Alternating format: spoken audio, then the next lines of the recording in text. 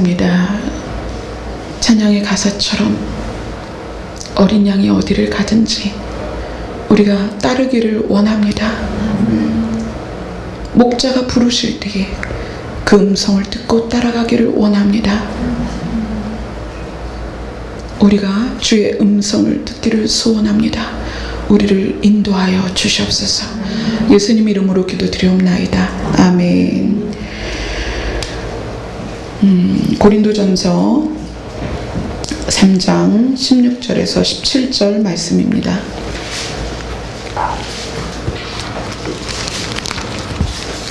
고린도전서 3장 16절에서 17절 말씀.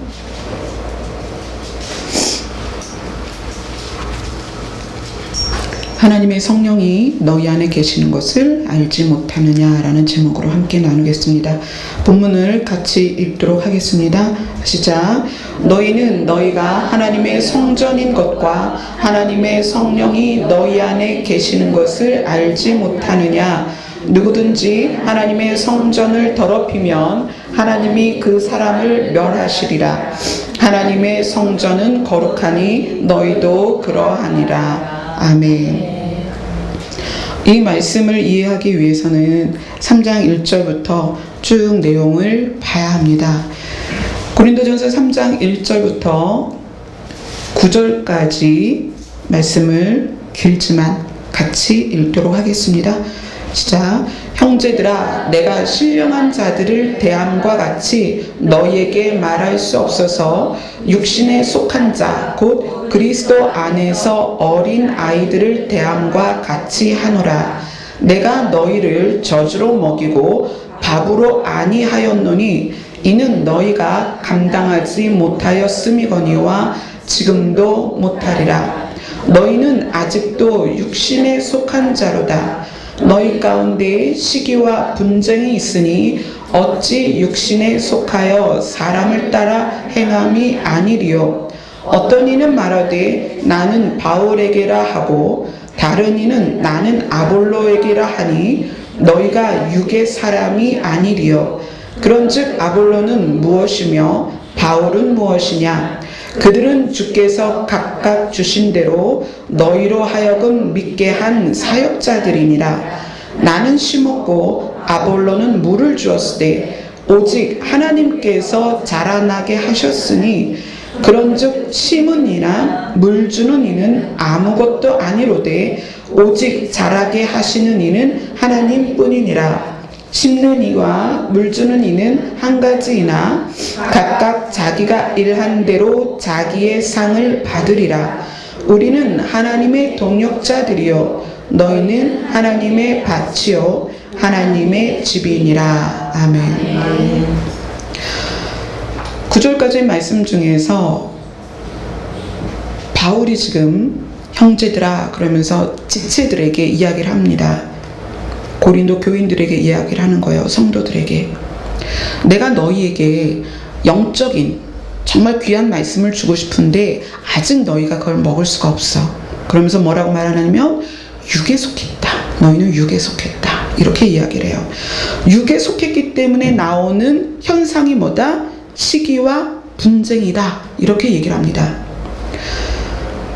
우리도 그렇게 볼 수 있죠. 아, 육에 속했으니까 시기와 분쟁이 있구나. 그런데 놀라운 것은 육에 속한 사람들의 시기와 분쟁의 모습이 교회 내에서 우리의 일상의 모습이면서 지금 바울이 육에 속한 자를 뭐라고 정의하는가를 여러분 보셔야 됩니다. 누구를 육에 속했다고 하는가? 육의 감각이 그러니까 시기와 분쟁으로 나오기 때문에 육에 속했다라고 얘기하는가? 아니요, 그렇지 않습니다. 육신에 속한 자, 우리가 영적인 사람이 되기를 원하잖아요. 그러니까 육신에 속한 자가 되면 안 되죠. 육신에 속했기 때문에 밥을 줄 수 없고 젖을 준다라고 이야기를 하는데 그 육신에 속한 자에 대하여 어떻게 이 부분에서 규정하고 있냐면 지도자를 따르는 사람.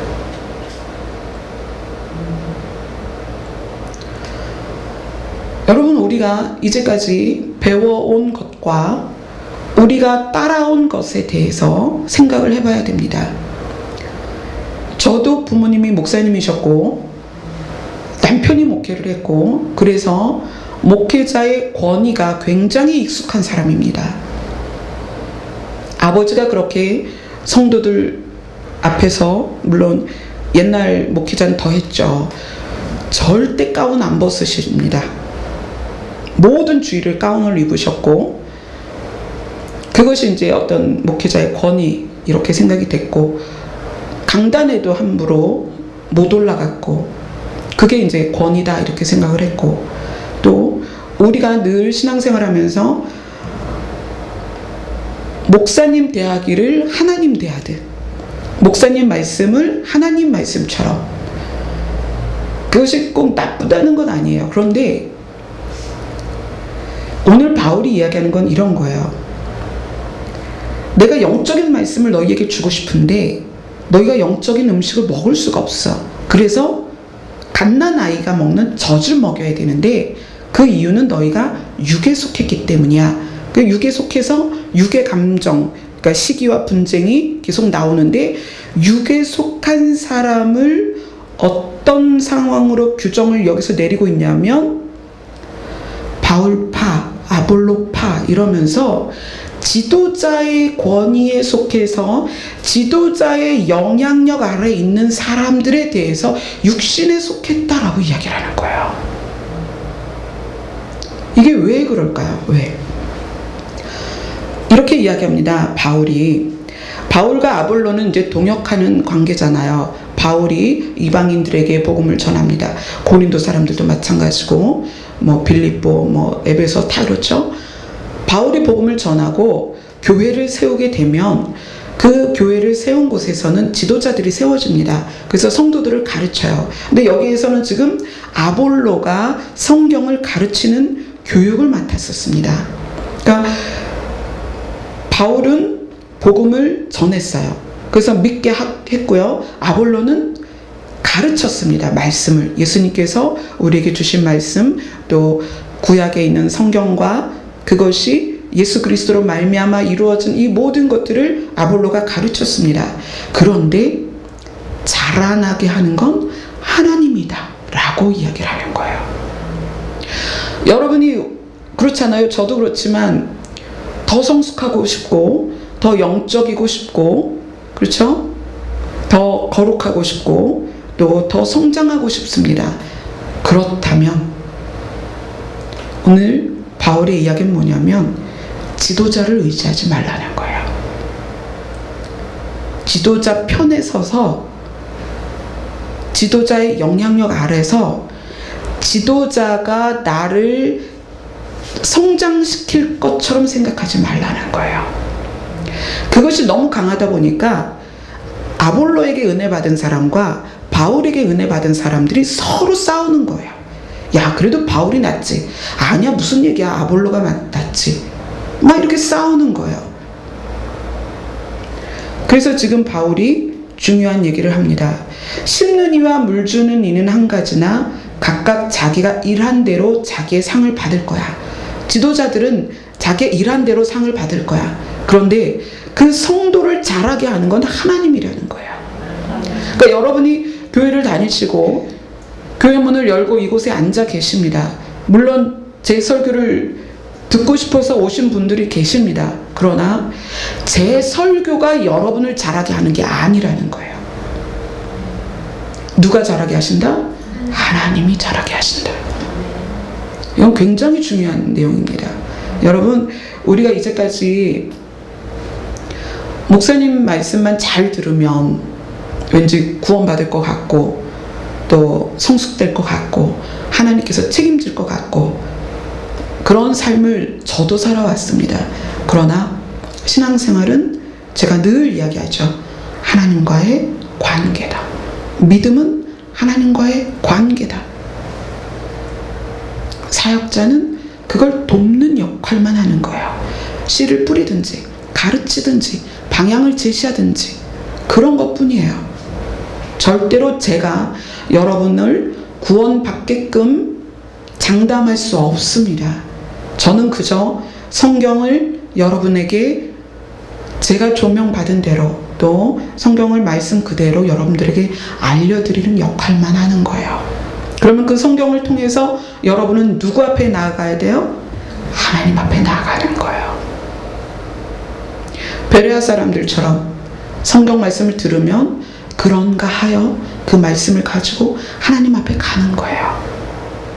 하나님 오늘 말씀에 이렇게 말씀하셨는데 하나님 저에게 그 말씀을 확증해 주세요. 또는 깨닫게 해주세요. 제가 이 부분은 잘 모르겠는데 하나님 저를 도와주세요. 아까 찬양처럼 우리가 하나님 앞에 우리의 것을 다 쏟아 놓으면 하나님은 쏟아내진 그 빈 곳에 하나님의 은혜를 채우십니다. 목회자가 하는 게 아니에요. 제가 목회에 대해서 말씀드렸죠. 목회는 뭐다? 하나님은 목자시고 성도는 양이다. 목회는 뭐다? 양이 목자를 따라가도록. 양치는 목장견이다. 그 역할을 하는 게 목사예요. 그게 목회예요. 바울이 지금 고린도 교인들에게 형제들아, 너희들 왜 아직도 누구 파다 하면서 누구의 권위 아래에서 그 사람의 가르침만 가지고 굴고 있니? 그러지 말고 하나님께 나아가라. 지금 그 얘기를 하고 있는 것입니다. 자, 10절에서 15절 같이 읽도록 하겠습니다. 시작. 내게 주신 하나님의 은혜를 따라 내가 지혜로운 건축자와 같이 터를 닦아둠에 다른 이가 그 위에 세우나 그러나 각각 어떻게 그 위에 세울까를 조심할지니라. 이 닦아둔 것 외에 능히 다른 터를 닦아둘 자가 없으니 이 터는 곧 예수 그리스도라. 만일 누구든지 금이나 은이나 보석이나 나무나 풀이나 짚으로 이 터 위에 세우면 각 사람의 공적이 나타날 터인데 그날이 공적을 밝히리니 이는 불로 나타내고 그 불이 각 사람의 공적이 어떠한 것을 시험할 것임이라.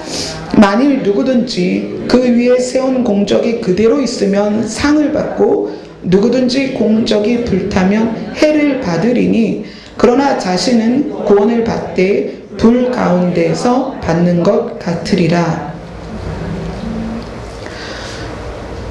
바울이 사람들을 복음으로써 인도하고 그리고 예수 그리스도를 터를 닦고 그 다음에 그 위에 견고하게 말씀으로 집을 짓는데 사역자들에 대해서 너희들이 왈가왈부하지 말라는 얘기예요. 이 부분은 사역자들이 자기의 사역에 대해서 그날에 심판날에 하나님께서 평가하실 거다. 이 말은 왜 했냐면 아볼로파는 아볼로파대로 바울파를 어떻게 하겠어요? 견제하고 비난하고 정죄하고, 또 바울파는 바울에 속한 자대로 아볼로 쪽에 속한 자들에게 정죄하고 비난하고 막 이렇게 했었거든요. 누가 잘했다 누가 잘못했다 막 이렇게 하는 걸 보면서 바울이 이야기를 하는 거예요. 사역자의 사역에 대한 평가는 그날에 하나님께서 불로써, 그래서 보면 공적이 사라지면 그 사람은 뭐 그 일한 것이 아무것도 아니고 그냥 겨우 구원은 받을 거다. 사역을 한 그 사람이 사역을 한 거에 의해서는 받을 상이 없지만 예수 그리스도를 믿은 거에 의해서 구원은 받을 것이다. 또 상급이 큰 사람은 큰 사람대로 하나님께서 알아서 하실 거다. 너희들이 그것에 대해서 이야기하지 말았으면 좋겠다라고 바울이 지금 이야기를 하고 있습니다. 그렇게 얘기하면서 오늘 16절 17절로 넘어갑니다. 16절 17절 같이 읽습니다. 시작. 너희는 너희가 하나님의 성전인 것과 하나님의 성령이 너희 안에 계시는 것을 알지 못하느냐. 누구든지 하나님의 성전을 더럽히면 하나님이 그 사람을 멸하시리라. 하나님의 성전은 거룩하니 너희도 그러하니라. 네. 그러면서 이제 관심의 초점, 또 내가 집중해야 될 것이 무엇이다라는 걸 이야기하는 거예요. 뭐냐면 너 자신을 봐라. 나는 누구이고, 나는 지금 어느 자리에 서 있고, 나는 하나님과 어떤 관계에 있고, 나는 성령님과 어떤 관계에 있는가, 그것을 확인하라는 거예요. 자, 이 구절 때문에 많은 분들이 저한테도 요 며칠 사이에 상담을 받았습니다. 제가 이렇게 살고 있는데 제가 구원을 받을 수 있을까요? 없을까요? 또 카톡으로도 왔습니다. 제가 이런데 구원을 받을 수 있을까요? 없을까요? 그래서 제가 만나서 이야기합시다 그랬어요. 제가 설명을 해야 될 게 너무 길어서. 이 성경 구절 때문에 사람들이 이런 고민을 합니다. 내 안에 성령이 계신가 안 계신가? 여러분은 그 고민을 하십니까? 내 안에 성령이 계신가 안 계신가? 이것을 본문으로 주시면서 이렇게 감동을 주셨습니다. 이것은 내 안에 성령이 계신가 안 계신가를 확인하라는 구절이 아니다. 자, 그게 무슨 얘기냐면, 여기에 부부로 계신 분은 두 분이시죠. 두 분 이렇게 두 쌍이 계신데, 부부로서는 부부 사이에서 이런 거 있을 수 있죠. 남편이 나를 사랑하나 안 사랑하나, 또 아내가 나를 사랑하나 안 사랑하나. 저도 예전에 그런 고민 많이 했었습니다. 남편이 과연 나 사랑하는 거 맞아? 자, 이 고민이 맞습니까? 틀립니까? 틀린 고민이에요. 무슨 얘기냐면, 자, 그러면 오늘은 사랑했다가 내일은 사랑하지 않고, 또 그 다음날은 사랑했다가 그 다음날은 사랑하지 않습니까? 부부는 사랑을 이루어가는 거지, 사랑했다 안 했다 이걸 확인하는 관계가 아니에요. 그렇지 않아요? 확인하기 시작하면 진짜 힘들어요. 오늘 보니까 저 남자가 나를 안 사랑하는 것 같아. 그럼 막 열받잖아요. 그러면 이제 막 문자 날리는 거죠. 당신 그럴 수가 있어. 어떻게 그래. 내가 아침마다 음식 쓰레기 꼭 갖고 나가라 그랬지. 내가 퇴근할 때 그 통 꽉 들고 들어오라 그랬지. 당신 나 사랑해 안 사랑해. 사랑해 안 사랑해. 사랑해 안 사랑해. 정말 힘들죠. 어떡하겠어요. 그러면은 또 이제 남편 입장에서 당신 어떻게 그럴 수가 있어. 내가 어제 건하게 한 잔을 했는데 오늘 아침에 보니까 김치찌개야. 내 속을 훑으려고 작정을 했어. 당신 나 사랑해 안 사랑해. 사랑해 안 사랑해. 자, 부부가 그렇게 질문하기 시작하면 하루에 12번도 사랑했다 안 했다 이런 결과가 나와요. 근데 부부는 사랑을 합니까 안 합니까 라는 질문 자체가 성립이 안 돼요. 부부는 사랑을 서로 만들어가는 관계입니다. 관계. 그래서 확인하려고 하지 마세요. 좀 서운한 일이 있으면 내가 좀 불을 더 떼야 되겠다 이러고 더 잘해주세요. 사랑을 만들어 가세요. 완성해 가세요. 사랑을. 지금 그 얘기입니다. 너희가 하나님의 성전인 것과 하나님의 성령이 너희 안에 계시는 걸 알지 못하느냐? 라고 질문하는 것은 질문의 대상자가 누구예요? 고린도 성도들입니다. 너희들이 성령이 아니고서는 하나님을 어떻게 아버지라고 부를 것이며, 너희가 성령이 아니고서는 예수님이 그리스도인지를 너희가 어떻게 네 입으로 시인할 수 있었겠니? 그런데 너는 지금 어디에 와 있느냐는 거예요. 성령과의 관계가 너희는 지금 어떠하냐는 거예요. 이 말씀을 그렇게 풀어주심으로 해서 저는 앞으로 상담이 정말 쉬워졌습니다. 정말 많은 분들이 그렇게 고민하세요. 제 안에 성령이 있어요, 없어요? 뭐라고 대답해야 되죠? 제가 어제 이렇게 잘못을 했는데 저 성령이 있나요, 없나요? 제가 성령이 떠났다고 해야 돼요? 계시다고 해야 돼요? 우리는 그런 사람이 아니에요. 우리는 누구다? 성령과의 관계를 만들어가는 사람들입니다. 여러분이 이미 하나님을 아버지라고 불렀고 예수 그리스도가 나의 구주이신 것과 어린 양이 어디로 가든지 따라가기를 작정하셨다면 성령이 내 안에 계셔요 안 계셔요 라고 묻지 마세요.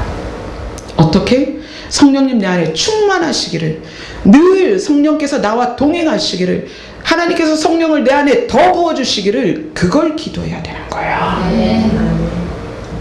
그렇기 때문에 지금 바울이 이들에게 너희한테 도대체 밥을 못 주겠어. 그래서 내가 갓나귀가 먹는 젖을 주는 거야 라고 이야기하는 거예요. 너희 안에 계신 성령께서 너희와 깊이 사귀기 원하시고 또 너희를 하나님의 성전으로 거룩하게 이끌어 가시기를 원하는데 너희는 관계 안에, 성령과의 관계 안에 있지 않고 계속 아볼로가 어떻고 바울이 어떻고 지도자가 어떻고 그 가르침이 어떻고 거기에 머물러 있다는 거예요. 저는 저희 교회에 오시는 분들에게 저희 교회에 등록하라고 하지 않습니다. 그렇죠. 제가 등록하라고 권유한 분 없습니다. 우리 청년들이 알아서 해결을 하고 있습니다. 암암리에 다가가서 언니 등록해. 제가 시킨 거 아닌데 그렇게 하고 있어요. 근데 제가 어르신들께는 절대로 등록하시라고 말씀을 안 드립니다. 왜냐하면 제가 여러 번 말씀드렸다시피 저라는 사람이 여러분의 구원을 책임질 수 없다는 거예요. 제가 여러분을 자라나게 하는 게 아니에요. 이곳에 오셔서 은혜 받고 이곳에서 같이 기도하고 이곳에서 같이 찬양하고 이곳에서 같이 말씀을 나눌 수는 있습니다. 그러나 성령과의 관계로 들어가는 것은 여러분의 몫입니다. 제가 해드리는 게 아니에요. 저희 남편과 저 결혼할 때 결혼하도록 누가 계속 뒤에서 조정한 게 아니에요. 둘이 알아서 결혼했어요. 누가 말려도 둘이 알아서 결혼하는 거예요. 그런 거잖아요. 성령과의 관계가 그렇습니다. 제가 성령님께 부탁해서 여러분을 만나주세요 라고 기도는 할 수 있습니다. 그래서 성령께서 여러분을 만나주실 수 있습니다. 성경에도 예수 그리스도의 이름으로 세례를 받고 예수 그리스도의 복음은 받았지만 성령에 대해서 들어보지 못한 자들에 대해서 제자들이 안수하고 성령이 임한 모습을 볼 수 있습니다. 그렇다면 그 다음에 관계로 들어가는 것은 본인 몫이라는 거예요. 지금 그것을 지금 바울이 이 고린도 형제들에게 이야기하는 것입니다. 너희들이 왜 육신에 속한 자가 되었느냐? 성령과의 관계 안에 있지 않고 지도자와의 관계 안에 너무 밀접하게 들어가 있다는 거예요. 그게 너무 강하다 보니까 서로 적대시하는 거예요. 저하고 목사님하고 사모님하고는 우리 며칠 전에 그랬죠. 우리 팀워크가 너무 좋아. 막 우리가 껴안고 막 그랬어요.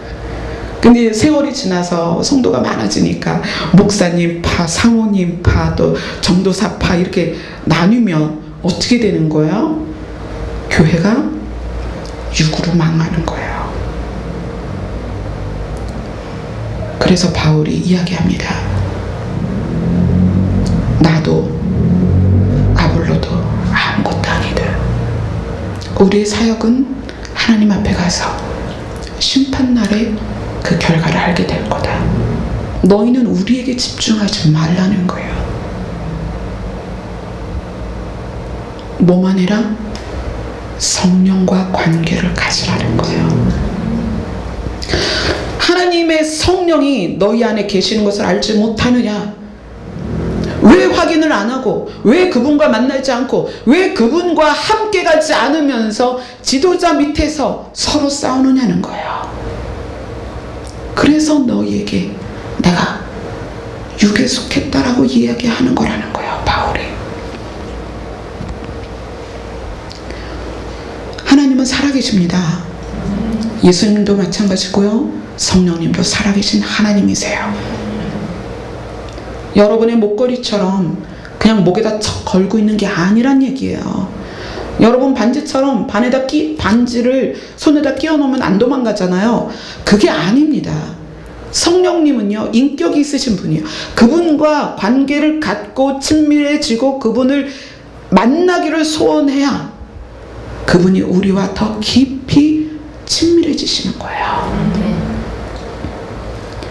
오늘 바울이 굉장히 중요한 부분을 그렇게 이야기를 하고 있습니다. 자, 결론으로서 18절에서 23절을 이야기하고 있습니다. 18절에서 23절 같이 읽겠습니다. 시작. 아무도 자신을 속이지 말라. 너희 중에 누구든지 이 세상에서 지혜 있는 줄로 생각하거든 어리석은 자가 되라. 그리하여야 지혜로운 자가 되리라. 이 세상 지혜는 하나님께 어리석은 것이니 기록된 바 하나님은 지혜 있는 자들로 하여금 자기 꾀에 빠지게 하시느니라 하였고 또 주께서 지혜 있는 자들의 생각을 헛것으로 아신다 하셨느니라. 그런즉 누구든지 사람을 자랑하지 말라. 만물이 다 너희 것임이라. 바울이나 아볼로나 게바나 세계나 생명이나 사망이나 지금 것이나 장래 것이나 다 너희의 것이요 너희는 그리스도의 것이요 그리스도는 하나님의 것이니라. 아멘. 여러분이 누구의 소유인가를 이제 바꾸셔야 됩니다. 많은 성도들이 아볼로의 소유로, 바울의 소유로, 게발의 소유로 알았습니다. 그런데 바울이 그렇게 얘기하는 거예요. 아니다. 바울도 아볼로도 게바도 세계도 생명도 사망도 지금 것도 장래 것도 다 니네 것이다. 그런데 너희는 그리스도의 것이다. 무슨 얘기예요? 사역자 밑에 들어가지 말고 그리스도 밑으로 들어가라는 거예요. 우리 자신이 여러분 스스로 사역자의 소유가 되지 마세요. 사역자는 여러분을 위해서 하나님이 주신 거예요. 그래서 그렇게 얘기하는 거예요. 바울이나 아볼로나 게바도 너희 것이다. 왜요? 여러분을 예수 그리스도께로 인도하도록 하나님이 여러분에게 주신 것입니다. 사역자의 소유가 아니라 사역자를 소유했다는 거예요. 그럼 이제는 어떻게 해야 돼요? 내가 누군가의 소유가 돼야 되는데 뭐라고 얘기하냐면 너희는 그리스도의 것이다. 여러분 자신이 그리스도의 소유가 되라는 얘기예요. 네. 제가 자꾸 여러분들에게 저의 권위 아래 들어오지 말고 저에 대해서 저의 영향력 아래 있지 말라고 매번 말씀을 드렸더니 어떤 분이 전도사님 너무 그렇게 얘기하지 마세요. 그러다가 성도들이 이렇게 이제 그런 거 있잖아요. 사역자 우습게 알고 막 그렇게 되면 어떡해요. 안 그렇죠. 그죠? 여러분 안 그렇잖아요. 우리가 말씀대로 가자는 거예요. 말씀대로. 여러분은 그리스도의 소유입니다. 네. 그래서 여러분들이 사역자에게 집중하는 게 아니라 그리스도에게 집중하라는 거예요. 그래서 여러분이 사역자에게 집중하는 게 아니라 내 안에 계신 성령께 집중하라는 거예요.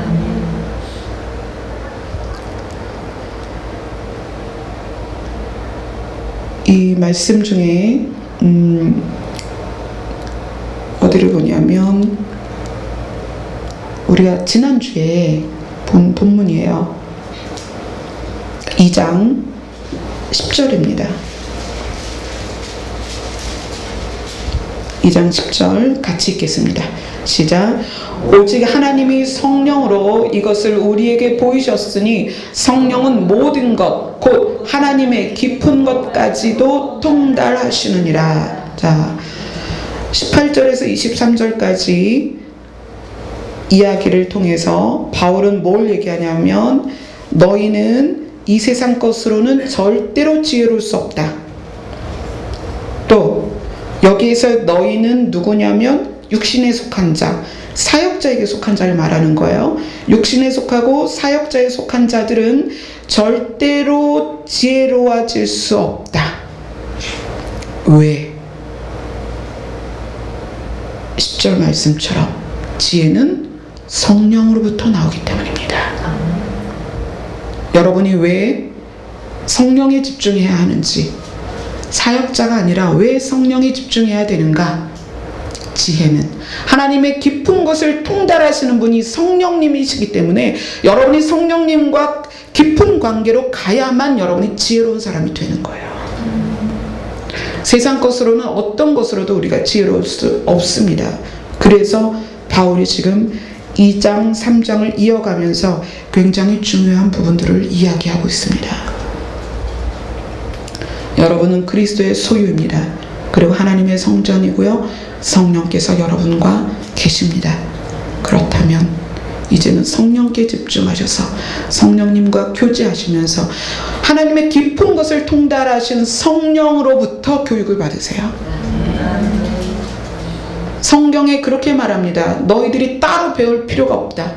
친히 성령이 너희를 가르치리니. 맞습니다. 성령께서 여러분을 가르치십니다. 그러면 교회는 왜 필요하고 사역자는 왜 필요한가? 모두가 동일한 수준에 있지 않기 때문이에요. 막 태어난 성도가 있고요. 젖 먹는 성도가 있고 밥 먹는 성도가 있고 또 깍두기를 깨물 만한 성도가 있습니다. 다양합니다. 그래서 그들을 그리스도 앞에 지속적으로 가도록 돕기 위해서 교회가 있는 거예요. 네, 그래서 여러분들이 교회에 모이는 것입니다. 그리고 제가 그것을 여러분들을 도와서 여러분들이 주님 앞에 더 집중되어지고 그리스도께 더 깊은 소유가 되고 성령과 동행할 수 있도록 그렇게 제가 돕는 것입니다. 그 이상의 의미는 없습니다. 저도 그저 여러분들과 똑같은 어린 양을 쫓아가는 자이고 또 여러분과 똑같이 양의 신분입니다.